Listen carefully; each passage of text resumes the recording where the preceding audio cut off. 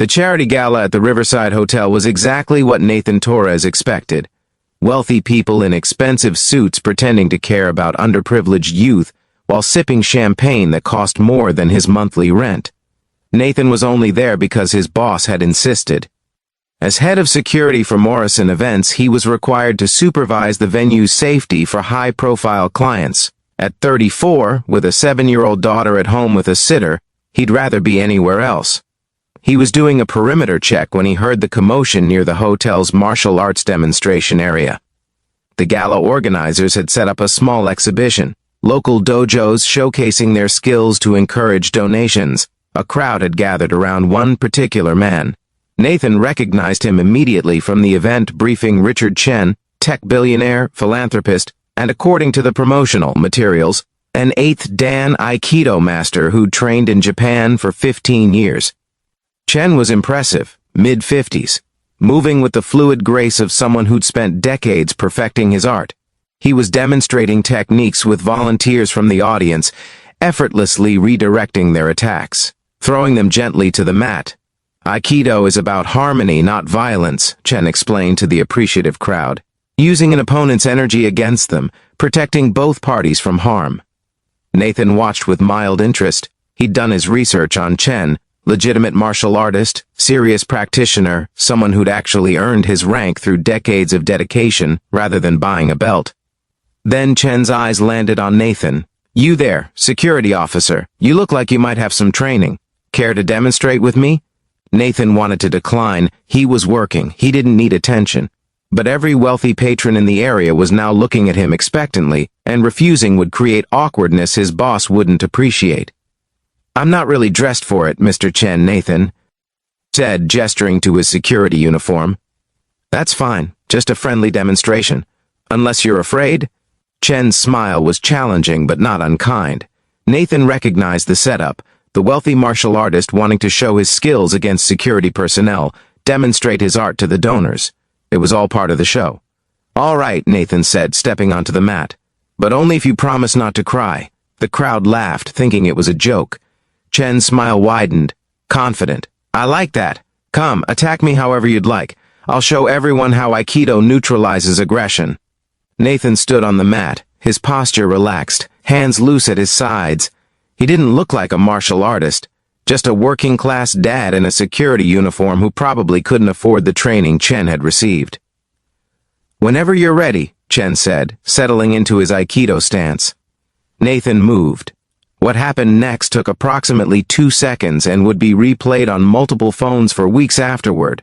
Nathan feinted left, drawing Chen's defensive response, then pivoted with speed that didn't match his casual demeanor. He slipped inside Chen's guard before the Aikido master could establish grip or leverage, executed a perfectly timed sweep that took Chen's legs out from under him, and had the billionaire flat on his back with Nathan's hand positioned at his throat. Not aggressive, not violent, just complete technical control. The room went silent. Nathan immediately released Chen and offered his hand to help him up. "Sorry, you did say to attack however I'd like." Chen accepted the hand, rising with a mixture of shock and something like delight on his face. "What was that?" "Krav Maga, mostly. Some judo. Little bit of boxing." Nathan shrugged. "Whatever works." "Whatever works," Chen repeated, laughing. "Where did you train?" "Israeli Defense Forces, initially. I was born there, served my mandatory service. Then 6 years in U.S. Army Special Forces. They refined it. Now I just try to remember enough to stay sharp." Chen's expression changed completely. "You're IDF and Special Forces trained, and you're working event security? It pays the bills. I've got a daughter. Steady paycheck beats anything else. That takedown, you could have hurt me badly. But you controlled it perfectly. Minimal force, maximum efficiency. That's the point of Krav Maga. End threats fast without unnecessary damage. Though I should apologize. You're twice my age and I just dumped you on your back at your own charity event." Chen laughed again, louder. "Don't apologize. That was humbling and exactly what I needed." He turned to the crowd. "Ladies and gentlemen, this is what real martial arts looks like. Not demonstration techniques for donors, but actual combat skills from someone who's used them in real situations. I've trained for 30 years, and this man just taught me a lesson in 2 seconds. He looked at Nathan. Please, demonstrate with me properly. Show these people what practical self-defense actually is. For the next 20 minutes, Nathan showed basic Krav Maga principles while Chen asked questions, genuinely interested in learning. The crowd was fascinated. This wasn't flowery martial arts philosophy, but practical techniques anyone could use. The difference, Nathan explained, is that sport martial arts have rules. They're beautiful, technical, great for discipline and fitness. But in actual combat, there are no rules. You do whatever keeps you and others safe, then you leave. That's it. After the demonstration, Chen approached Nathan privately. Can we talk? My office, Monday morning? Mr. Chen, I'm flattered, but I'm happy with my current job. I'm not offering you a job. I'm asking for your help with something personal. Monday morning, Nathan sat in Chen's office overlooking the city. I have a problem, Chen said. My company handles sensitive technology. We've had 3 security breaches in the past year. Corporate espionage, attempted theft. My current security team is competent for basic protection, but they're not prepared for actual threats. You need better security consultants. I need you to assess our vulnerabilities, train my team, create protocols for real threats versus theoretical ones. You'd report directly to me, set your own schedule around your daughter, and make 3 times what you're making now. Mr. Chen, Richard, please. Richard, I appreciate the offer, but I'm not a security consultant. I'm a guy with military training working a regular job. You're a special forces veteran with elite combat skills working below your capability because you prioritize stability for your daughter. I respect that. But Nathan, what if you could have both? Better pay, better hours, meaningful work that actually uses your skills. Nathan thought about his daughter, Lily. About the student loan debt from her mother's medical bills before she died.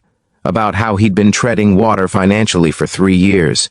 What's the schedule look like? Flexible. Work from our facility or remote as needed. Set your hours around Lily's school. Bring her to the office when necessary. I have kids, I understand. And if I assess your security and determine you need to hire someone more qualified, then I'll trust your judgment, and you'll help me find them. But Nathan, Saturday night you neutralized an 8th Dan Aikido master in 2 seconds without hurting him. That's judgment, control, and skill. That's exactly what I need. Nathan accepted the position. Within 3 weeks, he'd identified a dozen security vulnerabilities at Chen's company. Within 3 months, he'd completely overhauled their protocols and trained the security team in practical threat response.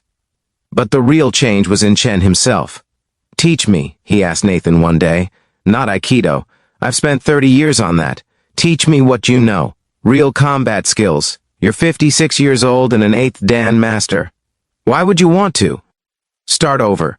Because Saturday night taught me that all my training, all my rank, all my philosophy, it meant nothing against someone who actually knew how to fight. I want to learn what actually works. Nathan started training Richard twice a week. Not in beautiful forms and traditional techniques, but in practical, efficient combat skills. Richard was humble about starting over, eager to learn, willing to admit when something didn't work. They became friends, the billionaire martial artist and the single dad security expert. Richard attended Lily's school events, became her honorary uncle, made sure Nathan never had to choose between work and parenting.